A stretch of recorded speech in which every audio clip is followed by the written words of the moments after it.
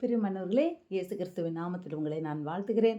இந்த 2024வது வருடத்தில் 12வது மாதத்தில் இதோ 24வது தேதி வரையிலும் நம்மளை நடத்தின நம் தேவாதி தேவனுக்கு கொடா கொடி ஸ்தோத்திரங்களை நாம் ஏறெடுப்போம். கவலைப்பட்டுக்கிட்டு இருக்கிறீங்களா? ஏன் பிரியமானவர்களே, கவலையை விடுங்க. இதோ மிகுந்த மகிழ்ச்சியை யாருக்கு? சகல ஜனங்களுக்கும் மிகுந்த மகிழ்ச்சியாம். மகிழ்ச்சின்றதே சந்தோஷம். இதில் மிகுந்த மகிழ்ச்சியை தரும்படியாய் நிச்சயமாய் நம்முடைய ஆண்டவர் வந்திருக்கிறார்ன்றதை கொண்டாடுகின்ற இந்த காலகட்டத்தில் ஏன் நீங்கள் அதை மறந்து நம்ம எதுக்காக நம்ம கவலைப்பட்டுக்கிட்டு இருக்கோம்? கவலைப்படுறதுனால நமக்கு என்ன ஆக போகுது சொல்லுங்கள்? ஏதாவது ஒரு குறை இருக்கலாம். ஐயோ, அந்த குறை இருக்கே, இந்த குறை இருக்கே, அது நடக்கலையே, இது நடக்கலையே. ஏன் நீங்கள் வீணாக வருத்தப்படுறீங்க? நம்ம வாழ்க்கையை ஆண்டவரோட கருத்தில் இம்மட்டும் நடத்தின தேவன் இனி நடத்த மாட்டாரா? அல்லேலூயா. கவலைப்படுறதுனால என்ன நமக்காக நடந்துரும்? நம்ம கவலைப்பட்டால் நமக்கு உடம்பில் பிரச்சனை வரும், வயிற்றில் பிரச்சனை வரும், தலைமுடி கொட்டும், நம்ம முகமே சீக்கிரமாக தோற்றமே மாறி போயிடும். கவலைப்பட்டுக்கிறவங்களோட முகத்தில் சீக்கிரமாக வரி வரியாக கோடு விழுந்துடும், தலைமுடியெல்லாம் கொட்டி போயிடும். ரெண்டாவது, கவலைப்படுறதுனால ஒரு விதமான என்சைம் சுரந்து வயிற்றில் அதிகமான பிரச்சனைகள் ஏற்படும். சாப்பிட்றது ஜீரணமாகாது. இதெல்லாம் எதுக்கு? அதுக்கு தான் ஆண்டவர் சொல்கிறார், கவலைப்படாதீங்க, என்கிட்ட எல்லாத்தையும் இறக்கி வச்சுருங்க, நான் எல்லாத்தையும் பார்த்துக்கொள்கிறேன்றாரு. அந்த விசுவாசம் நம்பிக்கையோடு நம்ம என்ன கவலைப்பட போகிறோம்? ஏன் நம்ம கவலை பண்ணணும்? உலகத்தில் பார்த்தீங்களா, ஆண்டவருடைய படைப்புகளில் நம்ம தான் கவலைப்படுறோம், மீதி எதுவுமே கவலைப்படுறதில்ல. ஆடும் பறவையாக இருக்கட்டும், ஆடும் பறவையாக இருக்கட்டும், மயிலாக இருக்கட்டும், விலங்குகளாக இருக்கட்டும், எதுவுமே யாருமே அழுகிறதில்ல, கவலைப்படுறதில்ல. அன்றன்றைக்குரிய பாடு அதன் காலத்திற்கு போதுன்றாரு. நம்ம தான் நாளைக்கு என்னன்னு கவலைப்பட்டுக்கிட்டு இருக்கோம். அடுத்த வருஷம் என்ன? இன்றைக்கு அநேக கவலைகள் உங்கள் பிள்ளைகளுடைய திருமண வாழ்க்கை குறித்து இருக்கலாம், பிள்ளைங்க படிப்பை குறித்து இருக்கலாம், ரட்சிப்பை குறித்து இருக்கலாம், உங்கள் பொருளாதார நிலையை குறித்து இருக்கலாம், உங்களுக்கு இருக்கிற பலவீனங்களை குறித்து இருக்கலாம். என்னவா இருந்தாலும் எல்லாவற்றை இறக்கி ஆண்டவற்றை வச்சுட்டு மிகுந்த சந்தோஷத்தோடு நாம் கிறிஸ்துவின் பிறப்பை நாளைக்குன்னு இல்லை, ஒவ்வொரு நாளும் நாம் கொண்டாடணும்.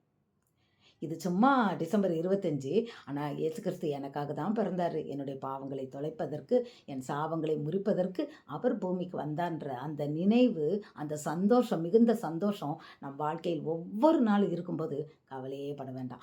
அவர் யார்? வானத்தையும் பூமியும் நிரப்புகிறவர், சிருஷ்டிகர்த்தா. அவர் நம்ம தெய்வமாக இருக்கும்போது நம்ம ஏன் கவலை பண்ணணும்? அவர் எல்லாவற்றையும் பார்த்து கொள்வார். யெகோவா ஈரே.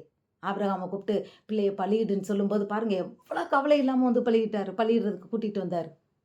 கடைசி நேரத்தில் ஆண்டவர் என்ன சொன்னார்? பிள்ளையாண்டான் மேலே உன் கையை போடாத.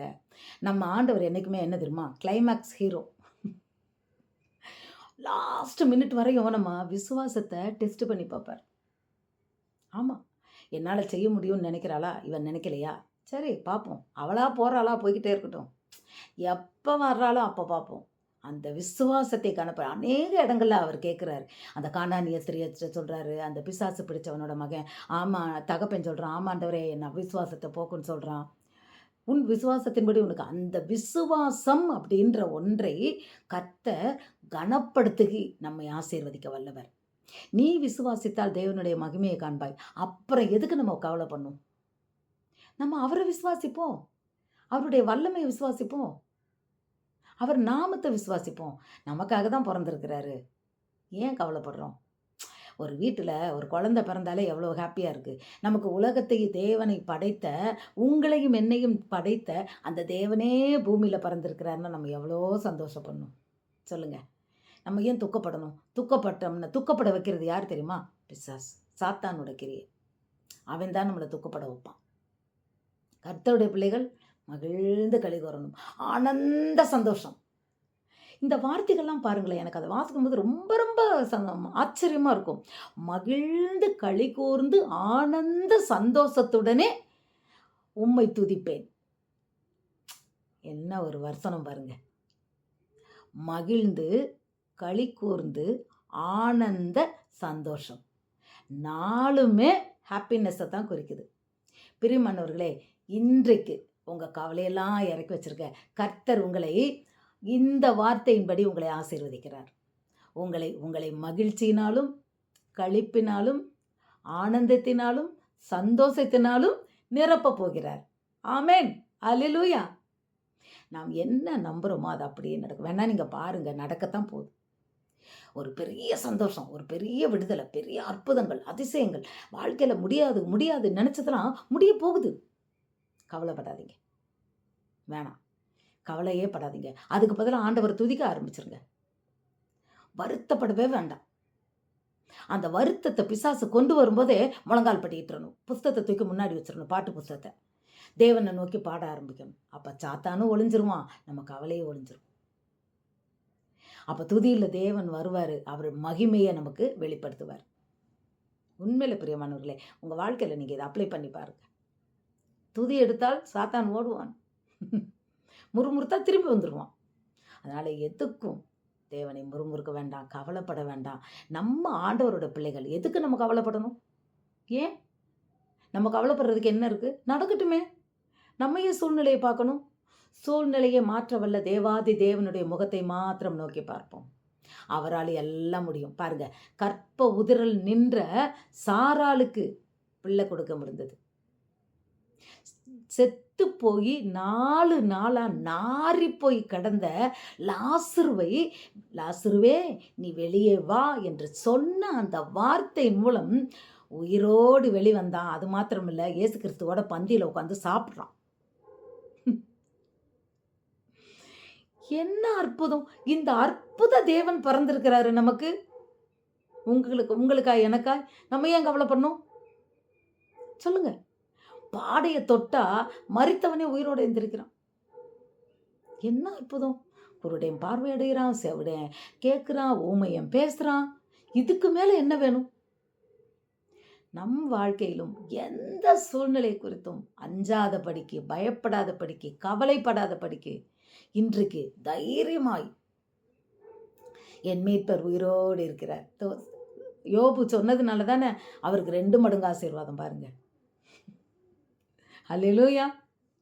நாமும் உண்மையிலேயே உங்களுக்கு எப்பெல்லாம் கவலை தோணுதோ, அந்த எண்ணம் வருதோ, அப்பெல்லாம் நீங்க சொல்லுங்க, என் மீட்பர் உயிரோடு இருக்கிறார். கர்த்தர் நாமம் மகிமைப்படும் பிரியமானவர்களே. அந்த விசுவாசத்தை கனப்படுத்துகிற தேவன், நம்மளை கைவிடாத தேவன். காட்டு புஷ்பங்களை நோக்கி பாருங்கள், ஒன்றுக்கும் கவலை இல்லை. சாலேமின் ராஜாவின் உடைகள் அவை போல் அழகாயிருந்ததில்லை. நிறம் தருகிறார், மனம் தருகிறார். நிறம் தருகிறார், மனம் தருகிறார். ஆம் பிரியமானவர்களே, இயேசு கிறிஸ்து சொல்றாரு, இன்றைக்கு பூத்து மாலைக்குள் வாடிப்போய் விடுகிற இந்த புல்லுக்கும் பூவுக்கும் கர்த்தர் இவ்வளவு அழகான நிறங்களையும் மனத்தையும் தருவாரையானால், அந்த அழகு கலர்ல சாலமோன் ராஜா கூட அப்படி ட்ரெஸ் போட்டது இல்லையா? அவர் ராஜா பட்டா கட்டுவார். அவர் உடுப்பு கூட ராஜ உடுப்பு, அதுல கூட அந்த கலர்ஸ் இல்லையா? அப்படி பூக்களை உருவாக்குனாராம். அந்த பூ காலங்காலமா இருக்குதுல்ல, காலையில உண்டாகுது, மாலையில உதிர்ந்துருது. அதற்கே கர்த்தர் அவ்வளவு நிறம் கொடுக்க கூடுமானால், உங்களையும் என்னையும் எத்தனையா அவர் ஆசீர்வதிக்க முடியும். ஹல்லேலூயா. ஏன் நம்ம கவலைப்படணும்? சொல்லுங்க.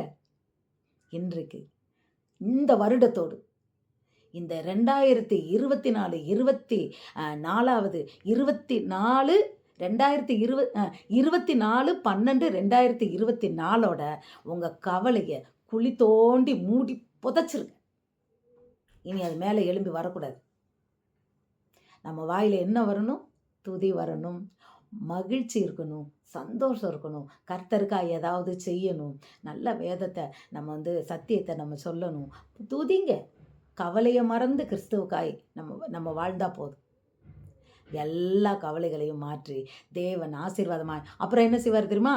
உங்களை மற்றவங்களுக்கு பிளெஸ்ஸிங்ஸாக மாற்றிடுவார். நீங்கள் பிளெஸ்ஸிங்ஸை தேடி தேடி அழுதிங்க.